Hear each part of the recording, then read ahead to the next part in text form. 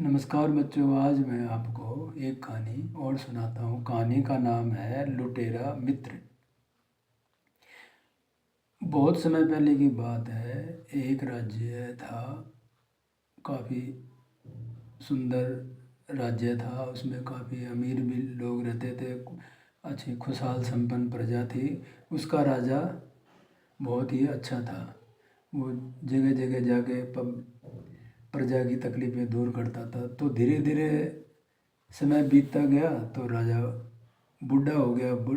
तो उस राजा का एक लड़का था। उसका लड़के को राजकुमार बोलते हैं। तो जो राजा का लड़का और उस राज्य के प्रधानमंत्री का लड़का और एक अमीर सेठ का लड़का, तीनों मित्र थे। और तीनों मतलब आपस में गहरे दोस्त थे। तो जब राजा बूढ़ा हो गया तो उसको चिंता हुई कि मेरे बाद राज तो मेरे बेटे को ही संभालना है और इसको कोई चिंता नहीं है हमारे राज्य की। तो राजा ने अपने पुत्र को बुला के बोला, बेटा अब तो मैं बूढ़ा हो रहा हूँ और हमारी परंपरा रही है कि मेरे बाद तो तुम ही इस राज्य के राजा बनोगे। तो तुम अपने आप को योग्य सिद्ध करने के लिए मेहनत से अपनी धन कमा के लेके आओ, ताकि मैं तुम्हें अपना राज्य निश्चिंत होकर सौंप सकूं। तो वो बोला, ठीक है पिताजी। उसका मन अंदर से जागा कि मेरे को भी कुछ करना है और उसने जिम्मेदारी समझी। तो वो जाने से पहले अपने दोस्तों से मिलने गया वो। तो प्रधानमंत्री का लड़का बोला, तुम मेरे मित्र हो और मेरे पिता की भी यही इच्छा, चलो मैं भी तुम्हारे साथ चलता हूँ। तो फिर वो तीसरे मित्र से मिलने गए वो दोनों। तो वो जो सेठ का लड़का था बोला, मैं भी तुम्हारे साथ चलूँगा, मेरे पिताजी की भी यही इच्छा है कि मैं भी अपनी मेहनत से धन कमा के और अपने आप को योग्य साबित करूँ। तो वो तीनों चल पड़े। फिर जो सेठ का लड़का था वो पैसे कमाने में तो उसका दिमाग चलता ही था।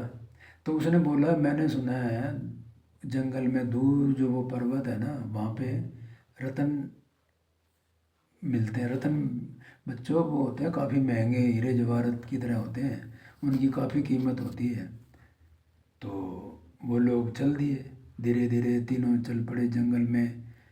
तो वो पढ़ाई के दौरान उनको उस टाइम पढ़ाया भी जाता था कि कौन सा फल अच्छा होता है, कैसे किसे क्या लाभ होता है। तो उन्होंने वहाँ पे जंगल में फल कंदमूल खा के और अपना गुजारा किया।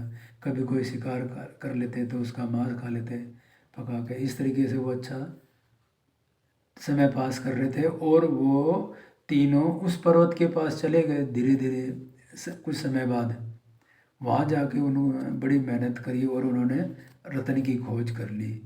अब जब उन्होंने रतन की खोज करी तो उन्होंने सोचा, अब इसको जाके तो हमें शहर में बेचना है।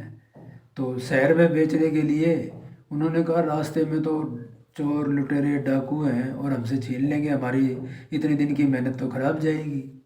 तो उन्होंने कहा, चलो हम ऐसा करते हैं, इनको है ना छोटे छोटे टुकड़ों में तोड़ लेते हैं और फिर हम इसको भोजन के साथ मिला के अपने रख लेंगे और बाद में हम ऐसे करके उन्होंने छोटे छोटे टुकड़े अपने पेट में खाने के साथ डाल लिए।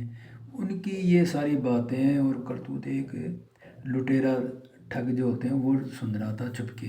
तो वो थोड़ी देर बाद आया, बोला, राम राम जी, मैं तो है ना एक रास्ता भूल गया और मुझे डर लग रहा है अकेले जाने में, क्या आप लोग मुझे साथ ले चलोगे? बोला, हाँ आ जाओ, हम भी तुम्हें साथ ले चलेंगे। ये तीनों तो निष्भाव से सच्चे थे। तो वो और उसके मन में लुटेरे के पाप था कि ये जैसे ही सोएंगे इनको मैं मार के और सारा रतन निकाल लूँगा। तो वो चले जा रहे, थोड़ी दूर पे जाके इन चारों को डाकुओं ने घेर लिया। तो डाकुओं ने घेरा और बोला, तुम उस पर्वत से आ रहे हो, ज़रूर तुम्हारे पास रतन है? बोला, नहीं, हमारी तलाशी ले लो, हमारे पास तो कुछ भी नहीं है। तो उनकी तलाशी ली तो कुछ नहीं मिला। तो फिर वो जो डाकुओं का सरदार था बोला, ज़रूर इनके पास कुछ है, चलो इनका ना सभी का पेट फाड़ के देखते हैं, कहीं इन्होंने हमारे डर से खा ना लियो, निकल ना लियो। तो उन्होंने, अब जो वो लुटेरा था, जो इनका अभी अभी मित्र बना था, वो बोला नहीं नहीं, उसके मन के अंदर से भावना जगी कि इन बेचारे छोटे छोटे बच्चे हैं, इन्होंने तो अभी अपना जीवन भी नहीं देखा अब। तो वो बोला, उसकी अंतरात्मा बोली कि, और उसने इनकी जान बचाने का निश्चय किया। उसने डाकुओं के सरदार से बोला, तुम हमारे कहे पे सच मानो, हम सच बोल रहे हैं कि हमारे पास कुछ भी नहीं है रत्न वगैरह। तुम चाहो तो सबसे पहले मेरा पेट फाड़ के देख लो और काट दो, और कुछ ना निकले तो तुम इन तीनों को छोड़ दो, ये तो छोटे बच्चे ही हैं, अभी इन्होंने जीवन भी नहीं जिया। वो बोले ठीक है।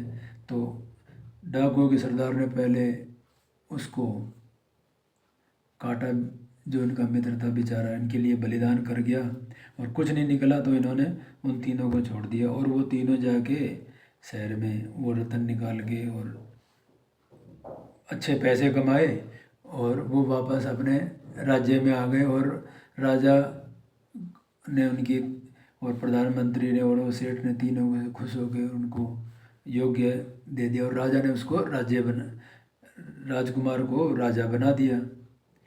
अब वो तीनों दोस्त उस लुटेरे मित्र की याद में काफ़ी दुखी थे, तो उन तीनों ने मिलके एक बच्चों के लिए काफ़ी बड़ा विद्यालय स्कूल बनवा दिया। और इस प्रकार से वो तो लुटेरा था, मगर वो उनके लिए अपना बलिदान दे गया, वो सच्चा मित्र साबित हुआ। तो बच्चों, इस कहानी से हमें शिक्षा मिलती है, सच्चा मित्र वही है जो मुसीबत में काम आए। धन्यवाद बच्चों। आपको कहानी कैसी लगे? आशा है आपको कहानी अच्छी लगे। जय हिंद।